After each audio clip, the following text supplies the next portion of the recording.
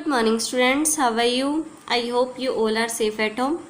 Previous videos में हमने exercise 1.3 का 6th, 7th और 8th का ए पार्ट सोल्व किया था, ठीक है। आज हम 6th, 7th और 8th सम को दोबारा से रिवाइज करेंगे और फिर हम आगे वाले सम पर फिर मूव करेंगे, यानी उन्हें सोल्व करेंगे, ठीक है। तो देखो 6th सम दोबारा से, ए सर्टेन फ्रीजिंग प्रोसेस है, मतलब चीज़ों को ठंडा किया जा रहा है, उनका टेम्परेचर कम किया जा रहा है। That requires that room temperature be lowered, room temperature को हमें क्या करना है, कम करना है, from 40 degree Celsius at the rate of 5 degree Celsius every hour. Room के टेम्परेचर को कम करना है फ्रॉम 40 डिग्री सेल्सियस, यानी 40 डिग्री सेल्सियस से कम करना है। अगर मैं आपको कहूँ कि रूम का टेम्परेचर 40 डिग्री सेल्सियस से कम कर दो, यानी आप क्या समझोगे कि रूम का टेम्परेचर अभी 40 डिग्री सेल्सियस है, यही ना। इनिशियल रूम टेम्परेचर यानी शुरुआत में रूम का टेम्परेचर अब हमारा क्या है, 40 डिग्री सेल्सियस। और कितना कम करना है, एवरी आवर, मतलब एक घंटे में कितना कम होना चाहिए, 5 डिग्री सेल्सियस, ठीक है। What will be the room temperature 10 hours after the process begins, 10 घंटे बाद में रूम का टेम्परेचर क्या हो जाएगा, यही बताना था ना हमें। तो देखो हमने ये कैसे किया था 6th सम, हमने क्या लिखा था, initial room temperature, initial room temperature क्या था, initial room temperature 40 degree Celsius है ना। फिर हमने क्या कहा कि हर एक घंटे में 5 डिग्री सेल्सियस कम होगा टेम्परेचर। तो देखो change in temperature, change in temperature in 1 hour. आप बताओ एक घंटे में कितना चेंज हो जाएगा टेम्परेचर में, -5 ना। 5 डिग्री सेल्सियस चेंज तो होगा, बट वो कम कर रहे हैं ना हम, तो माइनस का साइन लगाएंगे, यानी -5 डिग्री सेल्सियस होता जाएगा, ठीक है। हर एक घंटे में -5 डिग्री सेल्सियस चेंज होगा टेम्परेचर। अब हमें तो 10 आवर्स के बाद में फाइंड करना है, तो देखते हैं 10 आवर्स में कितना चेंज हो जाएगा। तो change in temperature in 10 hours, देखते हैं 10 आवर्स में कितना चेंज हो जाएगा। 1 आवर का पता है, 10 का पता करना है, तो इसको हम क्या कर देंगे, 10 से मल्टीप्लाई, -5 डिग्री सेल्सियस को 10 से मल्टीप्लाई कर दी, 10 5 ज़ा 50, -50 डिग्री सेल्सियस का क्या हो जाएगा, चेंज हो जाएगा।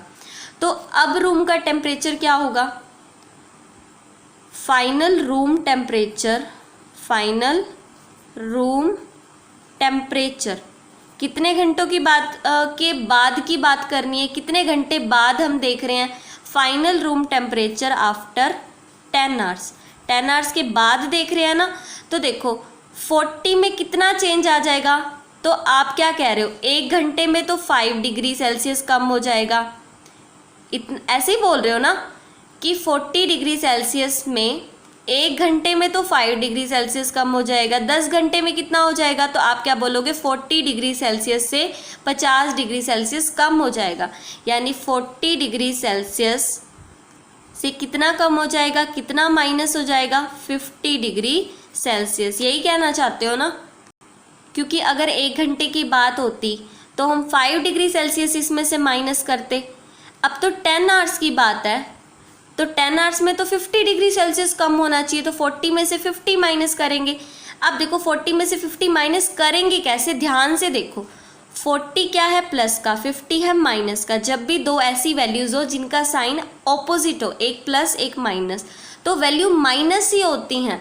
50 में से 40 को माइनस ही करोगे, 50 में से 40 माइनस करोगे तो 10 डिग्री सेल्सियस, ठीक है। अब इसके आगे कौन सा साइन आएगा, आपने दो वैल्यूज़ माइनस की, बड़ी वैल्यू देख लो ना, उसका साइन कौन सा है, बड़ी वैल्यू का, वही साइन लगाएंगे। 40 बड़ा है 50, आपने कहा 50 का साइन कौन सा है, माइनस का, तो दैट मीन्स यहाँ पर भी माइनस ही आएगा, ठीक है। तो आपका आंसर क्या आएगा, 10 घंटे के बाद में रूम का टेम्परेचर आपको क्या मिलेगा, -10 डिग्री सेल्सियस। अब 7th सम देखो, 7th कैसे किया था, इन अ क्लास टेस्ट, एक क्लास टेस्ट हुआ है कंटेनिंग 10 क्वेश्चन, कितने क्वेश्चन है उसमें, 10 question, 5 marks are awarded for every correct answer, हर एक करेक्ट आंसर के, यानी कि अगर एक करेक्ट आंसर हुआ तो 5 नंबर मिलेंगे, और अगर एक इनकरेक्ट हुआ यानी आपका गलत आया ना, तो मिलना कुछ नहीं, -2 हो जाएगा, मतलब 2 नंबर माइनस हो जाएंगे आपके। And 0 for question not attempted, तो अगर क्वेश्चन अटेम्प्ट ही नहीं किया, छोड़ दिया, तो 0, मतलब कुछ नहीं मिलेगा आपको, ना तो आपको मिलेगा ना आपके कटेंगे, 0 ही रहेगा। तो देखो Mohan gets 4 correct answer, Mohan ने 4 करेक्ट किए हैं, 6 इनकरेक्ट किए हैं, व्हाट इज हिज स्कोर। तो देखते हैं, तो पहले हम क्या लिखेंगे आप बताओ। हम लिखेंगे ना कि marks awarded for 1 correct answer, 1 correct answer. एक करेक्ट आंसर दिया तो उसके 5 मार्क्स मिलने हैं हमें। मोहन ने कितने करेक्ट किए हैं, 4 करेक्ट किए हैं और 6 इनकरेक्ट किए हैं। ठीक है, पहले 4 करेक्ट के देख लेते हैं कि उसे कितने नंबर मिलेंगे। एक करेक्ट किया तो 5 मिलेंगे, तो marks awarded for 4 correct answers. 4 के लिए कितना मिलेगा, इसको 4 से मल्टीप्लाई कर दो, यानी 5 4 ज़ा 20 मार्क्स उसे मिलेंगे। अब उसने इनकरेक्ट भी तो किए हैं, तो देखते हैं इनकरेक्ट के हिसाब से उसे क्या मिलना है। तो देखो marks awarded for 1 incorrect answer. Incorrect answer के लिए उसे क्या मिलना है बताओ, -2 मिलना है ना। उसने कितने किए हैं, 6 इनकरेक्ट किए हैं, तो marks awarded for 6 incorrect answers. 6 के लिए फाइंड करना है तो इसको 6 से मल्टीप्लाई कर देंगे, 2 6 ज़ा 12, और साइन किसका आएगा, माइनस का। अब उसके टोटल स्कोर क्या हो जाएंगे देखते हैं। टोटल स्कोर या टोटल मार्क्स लिख देते हैं, total marks scored by Mohan की बात हो रही है। तो आप बताओ, आपको टोटल करने हैं ना, तो 20 प्लस क्या और करोगे, -12। ऐसे ही तो टोटल देखते हैं। अगर यहाँ माइनस का साइन ना होता तो भी तो आप प्लस करके ही देखते ना, 20 और 12। तो अब मैंने माइनस का लगा दिया, तो फिर क्या फ़र्क है, अभी भी तो प्लस करके देखेंगे। 20 में और उसे क्या मिला, यानी 20 में क्या प्लस करोगे, -12। तो देखो 20 प्लस माइनस -12, 20 में से 12 माइनस करोगे तो 8 मार्क्स आए हैं उसके, मोहन के। अगर सभी ठीक करता तो 20 थे, चार क्वेश्चन के हिसाब से उसके 20, लेकिन उसने गलत भी कर दिए ना, 6 इनकरेक्ट किए हैं। एक इनकरेक्ट के उसके 2 मार्क्स कटते थे, 6 के कितने कट गए, 12 मार्क्स। तो 20 में से 12 मार्क्स कट हो गए, तो कितने आए उसके, 8 मार्क्स आए हैं। अब बी पार्ट देखो इसी का, रेशमा। अब किसकी बात हो रही है, Reshma gets 5 correct answer. Reshma के 5 करेक्ट हुए हैं एंड 5 इनकरेक्ट हुए हैं, उसका स्कोर बताना है। तो देखो marks awarded for 1 correct answer. एक करेक्ट आंसर अगर वो देती तो उसे 5 मिलते। उसने क्या, 5 करेक्ट दिए हैं, 5 इनकरेक्ट, तो 5 करेक्ट दिए हैं ना उसने, तो उसके हिसाब से उसका स्कोर देखते हैं। तो marks awarded for 5 correct answer, 5 correct किए हैं। एक करेक्ट करती है तो 5 मार्क्स मिलते हैं, 5 करेक्ट करेगी तो 5 5 ज़ा 25 मार्क्स मिलेंगे उसे, है ना। अब देखो उसने 5 ही इनकरेक्ट किए हैं, एक इनकरेक्ट करेगी तो -2 मिलेंगे। तो देखो मार्क्स अवॉर्डेड, क्या लिखेंगे हम, marks awarded for 1 incorrect answer, 1 incorrect answer. एक इनकरेक्ट आंसर के -2 मिलने हैं। रेशमा ने तो 5 इनकरेक्ट कर दिए, तो marks awarded for 5 incorrect answer. तो 5 के कितने मिलेंगे, -2 को 5 से मल्टीप्लाई कर देंगे, 5 2 ज़ा 10, -10। अब total marks scored by Reshma. Reshma ने टोटल कितने मार्क्स स्कोर किए हैं, देखो 25 भी उसी के आए हैं, -10 भी उसी के आए हैं, दोनों प्लस करके देख लो।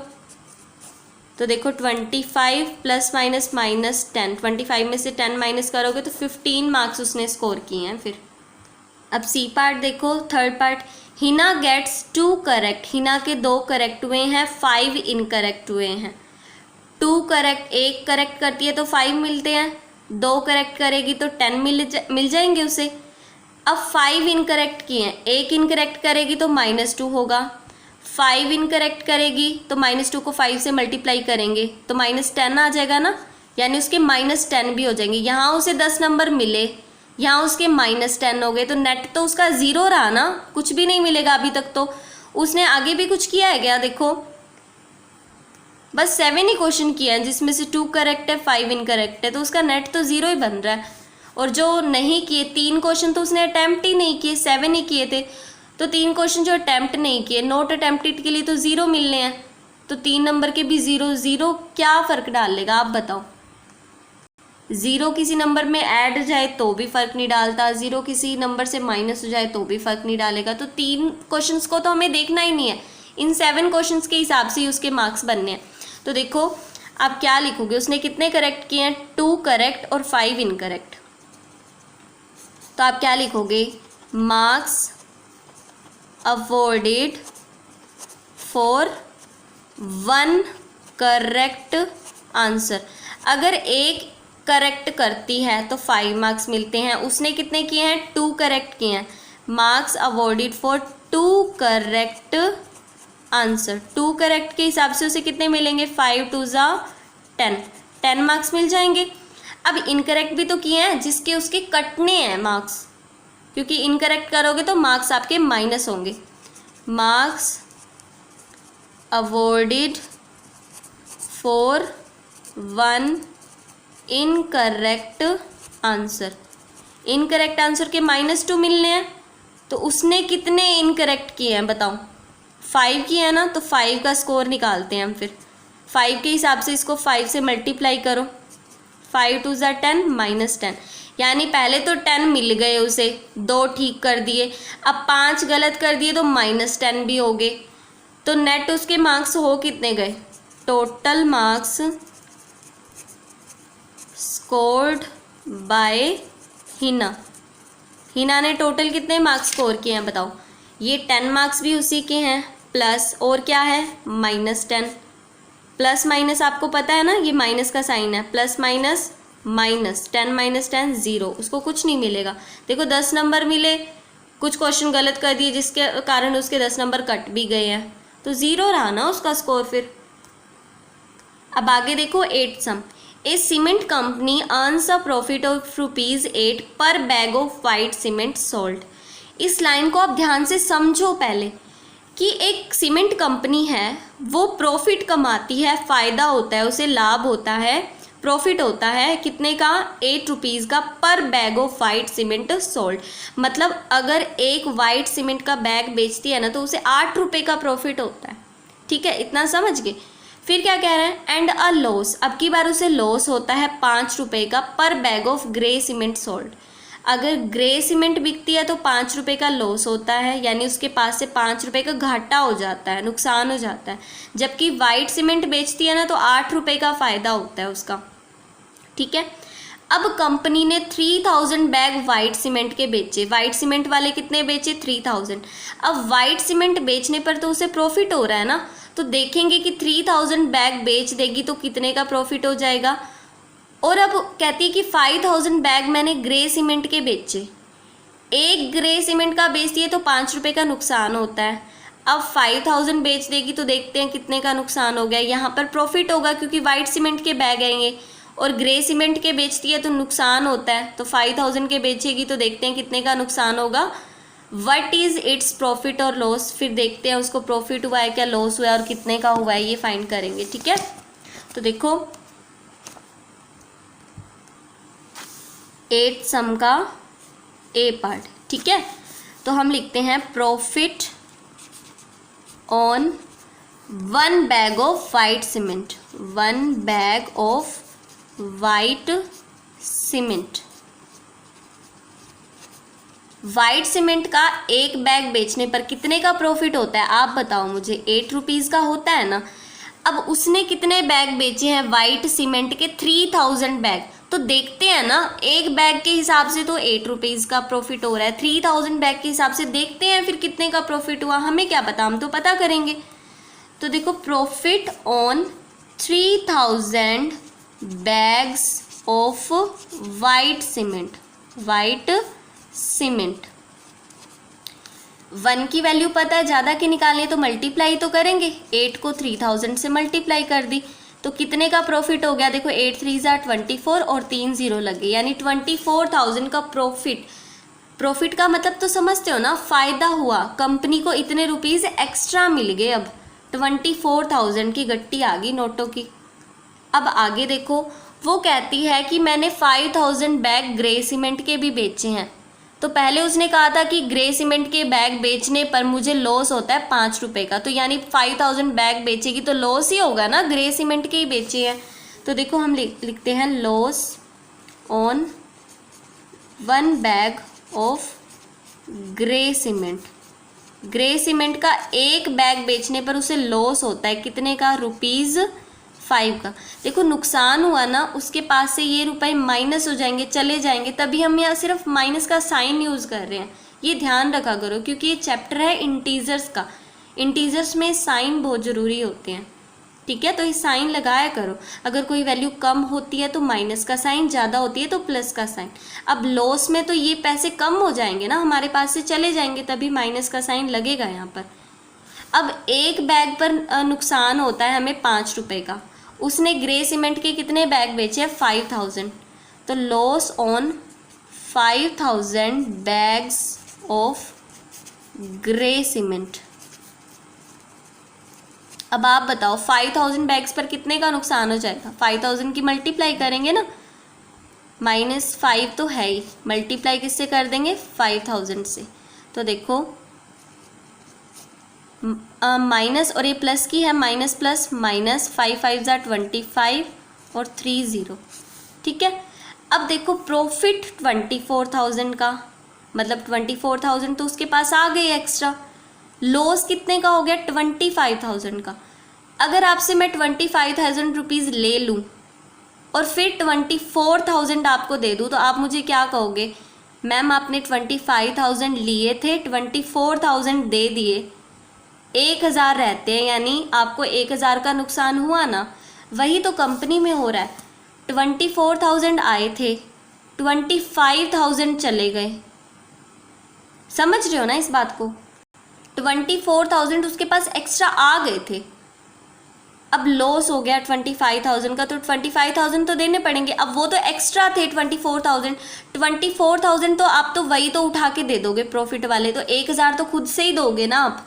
तो आपको पर्सनली कितने का लॉस हुआ, उस कंपनी को कितने का लॉस हुआ, पर्सनली 1000 का लॉस हुआ है, ठीक है। तो देखो हमें क्या पता चला, जो अमाउंट ऑफ प्रॉफिट है, अमाउंट ऑफ प्रॉफिट यानी जितने का हमें प्रॉफिट हुआ 24,000 का हुआ, वो लेस है अमाउंट ऑफ लॉस से। भाई प्रॉफिट तो कम का हुआ है, लेस का हुआ है, किससे, लॉस से। लॉस कितने का हुआ है हमें, ₹25,000 का। तो ये नेट क्या है, ये तो लॉस का ही सौदा है ना। प्रॉफिट कम का हुआ है, लॉस ज़्यादा का हो गया हमें, hence it is a loss. तो हमें क्या हुआ है, लॉस। तो नेट लॉस निकालते हैं कि हमें लॉस हुआ कितने का। कैसे निकालेंगे, 24,000 आपके पास आए ना, तो ₹24,000। अब और क्या हुआ, प्लस का साइन लगाया मैंने, भाई और क्या आया, -25,000 आया, मतलब 25,000 का लॉस आया आपके पास। यानी 24,000 में और क्या आया, लॉस आया। लॉस के लिए माइनस का साइन 25,000 का, ठीक है। अब बस इसे सोल्व कर दो। देखो ₹24,000 प्लस माइनस माइनस ₹25,000। तो देखो ये प्लस की है, ये माइनस की, प्लस माइनस वाली तो माइनस ही होती हैं। 25,000 में से 24,000 माइनस कर दो, कितना बचेगा, 1,000 रुपीज़।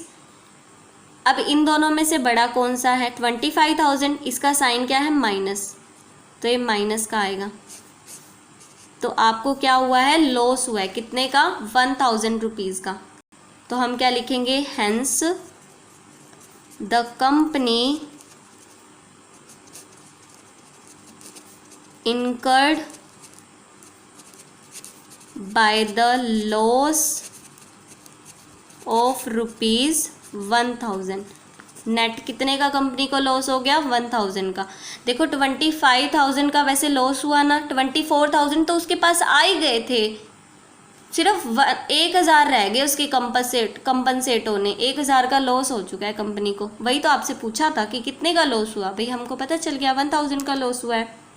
अब देखो आप B part, what is the number of white cement bag it must sell. What is the number of white cement bags it must sell. कितने वाइट सीमेंट के bag, what is the number of white cement bag, white cement bags की संख्या पूछी है कि कितने white cement के bag it must sell, इसको बेचने पड़ेंगे कंपनी को। To have neither profit nor loss, ताकि उसे ना तो प्रॉफिट हो ना ही लॉस हो। If the number of grey bags sold is ₹6,400 bags. अगर उसने ग्रे बैग कितने बेचे, देखो ग्रे बैग्स बेचे है ना, ग्रे बैग पर तो उसे क्या हो रहा था, लॉस हो रहा था। कितने का, ₹5 का हो रहा था एक बैग पर। अब वो कह रही है कि मैंने है ना 6,400 बैग बेच दिए ग्रे बैग, ऑब्वियसली लॉस ही होना है, क्योंकि उसने बोला था कि ग्रे बैग बेचते हैं तो ₹5 का लॉस होता है। अब तो उसने इतने सारे बैग बेच दिए, यानी लॉस तो बहुत हुआ है उसे। तो अब कहती है कि मैं वाइट सीमेंट के कितने बेचूं कि भैया ना तो मुझे प्रॉफिट हो ना ही लॉस हो, क्योंकि यहाँ पर तो सिर्फ लॉस हो रहा है।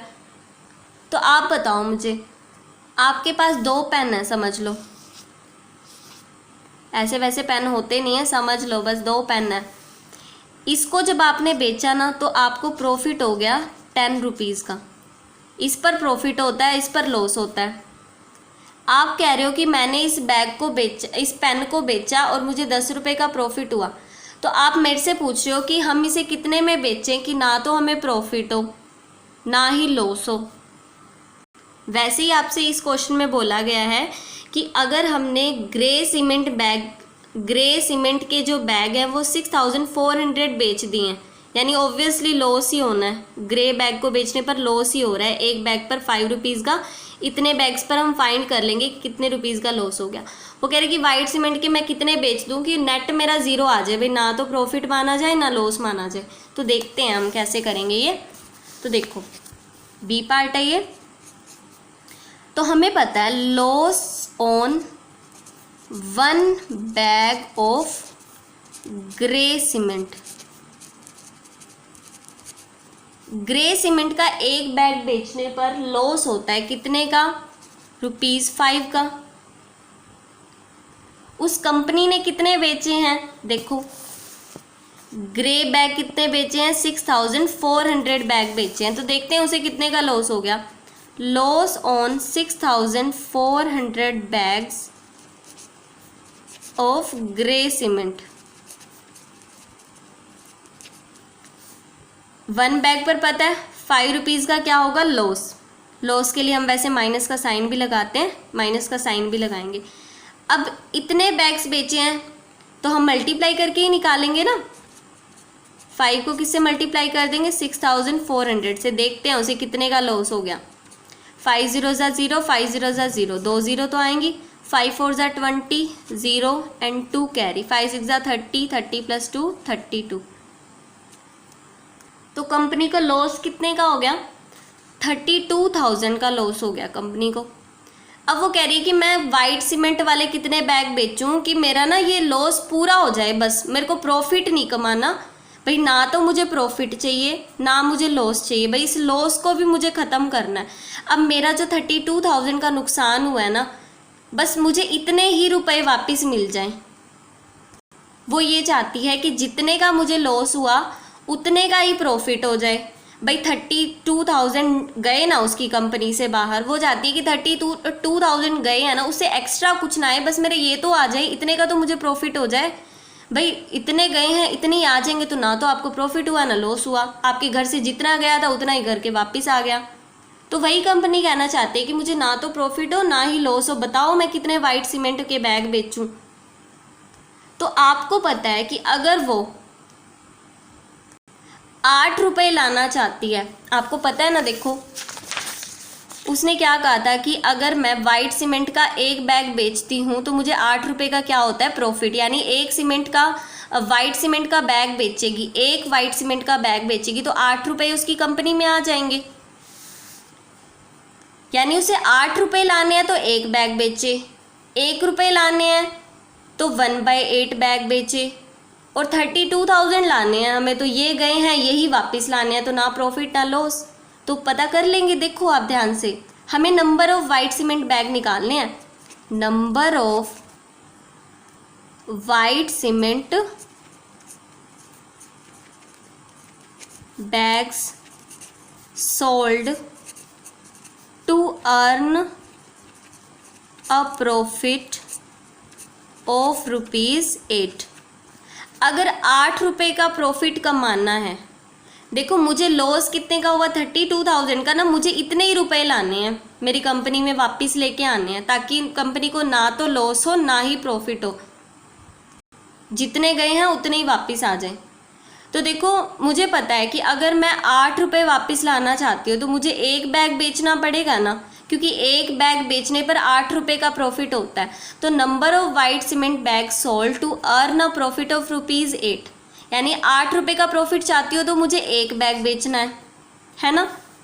Number of white cement bag sold to earn a profit of ₹1, ₹1 का प्रॉफिट चाहती हूँ तो 1/8 बैग बेचने पड़ेंगे। 8 डिवाइड में आ जाएगा क्योंकि मुझे कम की वैल्यू निकालनी है, डिवाइड ही करना पड़ेगा, ये 8 ही डिवाइड में आएगा, 1 तो यहीं पर रहेगा, 1/8 बैग बेचने पड़ेंगे। अब मैं कितने चाहती हूँ कि मेरी कंपनी में कितने का प्रॉफिट हो जाए, जितने का लॉस हुआ था, लॉस मुझे 32,000 का हुआ था, अब मैं चाहती हूँ कि मेरी कंपनी में इतने ही ₹, वापस आ जाए, ताकि ना लॉस हो ना प्रॉफिट हो। तो number of white cement bag sold to earn a profit of ₹32,000। अब 32,000 का मुझे तो चाहिए प्रॉफिट, क्योंकि ना तो कंपनी को लॉस करवाना है ना ही प्रॉफिट करवाना है। जो लॉस हो चुका है प्रॉफिट करवाओ, ताकि कंपनी को ना तो प्रॉफिट माना जाए ना ही लॉस माना जाए, ठीक है। तो 32,000 का हम क्या करवा रहे हैं, प्रॉफिट। तो 8 रुपये लाने हैं तो एक बैग बेचो, 1 रुपये लाने हैं तो 1/8, क्योंकि ये 8 डिवाइड में आ जाएगा। अब 32,000 रुपीज़ लाने हैं ना, ज़्यादा की वैल्यू देखो, 1 की वैल्यू पता चल गई, ज़्यादा की निकालनी है तो 1/8 को किससे मल्टीप्लाई कर देंगे, 32,000 से, ठीक है। तो देखो 8 1 ज़ा 8, 8 4 ज़ा 32 और ये 3 0 आ जाएंगे। यानी आपको कितने बैग बेचने पड़ेंगे, देखो 4,000 बैग्स बेचने पड़ेंगे, ठीक है। So it must sell 4,000 bags of white cement to have neither profit nor loss, neither profit nor loss, ठीक है। उसे 4,000 बैग बेचने पड़ेंगे तो उसे ना तो प्रॉफिट होगा ना लॉस होगा। कैसे किया, देखो कंपनी ने क्या बोला कि हमने 6,400 बैग ग्रे सीमेंट के बेच दिए, हमें नुकसान हुआ है, ऑब्वियस सी बात है, ग्रे सीमेंट को बेचने पर नुकसान। अब आप इतने वाइट सीमेंट के बेच दो कि हमें ना तो प्रॉफिट हो ना लॉस हो, भाई जितने पैसे गए हैं ना लॉस की फॉर्म में उतने ही वापस आ जाए, हमें कुछ नहीं चाहिए, ठीक है। तो देखो loss on 1 bag of grey cement 5 रुपये का लॉस हुआ, 6,400 बैग ऑफ ग्रे सीमेंट पर कितने का होगा, 32,000 का, मतलब 32,000 का तो लॉस हो गया, कंपनी से गए, इतने ही पैसे वापस लाने हैं। अब मुझे पता है 8 रुपये वापस लाने हैं तो एक बैग बेचना पड़ेगा, 1 रुपये लाना हुआ तो 1/8 बैग, 32,000 लाने हैं तो इसको 32,000 से मल्टीप्लाई कर दी, तो 4,000 बैग आपको बेचने पड़ेंगे, ठीक है।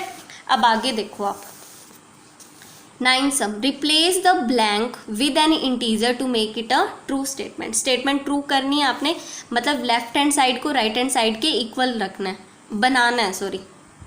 तो देखो -3 को किसी से मल्टीप्लाई करनी है, आपको 27 चाहिए, 27 का साइन प्लस। अब आपको 2 इंटीजर्स की मल्टीप्लाई करनी है और पॉजिटिव चाहिए। पॉजिटिव तो तभी आता है ना जब 2 ऐसे इंटीजर्स हो जिनका साइन सेम हो, यानी या तो माइनस माइनस की होगी तो प्लस आएंगे, है ना। प्लस और प्लस की होगी तो भी प्लस आएगा। यानी अगर सेम साइन वाले इंटीजर्स की मल्टीप्लाई होती है तो ही प्लस आता है, हमें पता है ना। अगर ऑपोजिट वाले की हुई, जैसे माइनस की प्लस से हुई तो माइनस, और प्लस की माइनस से हुई तो माइनस। यानी अगर माइनस चाहिए तो साइन ऑपोजिट आएगा, एक माइनस एक प्लस एक माइनस, तो माइनस आ जाएगा। अगर पॉजिटिव चाहिए तो सेम सेम लेने पड़ेंगे। अगर यहाँ माइनस का है तो यहाँ भी माइनस का ही नंबर लेना पड़ेगा, तो माइनस माइनस प्लस आ जाएगा। अब 3 को किससे मल्टीप्लाई करें कि 27 आए, तो 3 9 ज़ा 27, ठीक है। अब हमें क्या चाहिए, साइन नेगेटिव चाहिए ना। नेगेटिव तो तभी आता है जब ऑपोजिट हो, एक माइनस एक प्लस तो एक माइनस। अब यहाँ माइनस है तो यहाँ प्लस लेना पड़ेगा। अब कितना चाहिए, 56, 8 7 ज़ा होता है 56, 8 7 ज़ा, प्लस माइनस माइनस, 7 8 ज़ा 56। अब देखो, अब आपको आंसर में क्या चाहिए, माइनस चाहिए ना। माइनस तो तभी आता है जब ऑपोजिट की मल्टीप्लाई हो, माइनस की प्लस से, प्लस की माइनस से। अब इसके आगे तो कुछ नहीं लिखा हुआ, यानी प्लस है तो प्लस की माइनस से करेंगे तभी तो माइनस आएगा, ऑपोजिट लेनी पड़ेगी। अगर यहाँ माइनस होता तो प्लस लेते, प्लस है तो माइनस लिया। अब 5 की किससे मल्टीप्लाई करें कि 35 आ जाए, 5 7 ज़ा 35, ठीक है। अब मुझे क्या चाहिए यहाँ पर, प्लस 132 चाहिए ना। प्लस का साइन तो तब आता है जब दोनों सेम साइन के इंटीजर हो, यानी या तो दोनों माइनस या दोनों प्लस। अब यहाँ माइनस का है तो यहाँ भी माइनस का ही लेना पड़ेगा, तभी तो माइनस माइनस प्लस बनेगा। अब 12 की किससे मल्टीप्लाई करें कि 132 आ जाए, ठीक है। तो जब भी ऐसे हो ना कि किससे मल्टीप्लाई करें कि ये आ जाए, तो जो आपको आंसर चाहिए ना उसको इस नंबर से डिवाइड करके देख लो। देखो 132 को हमने 12 से डिवाइड करके देखा, 12 1 ज़ा 12, 1 12 1 ज़ा 12, यानी 12 की किससे मल्टीप्लाई करेंगे हम, 11 से करेंगे। देखो माइनस माइनस प्लस, 12 की 11 से या 11 की 12 से करेंगे तो 132 आ जाएगा आपका आंसर, ठीक है।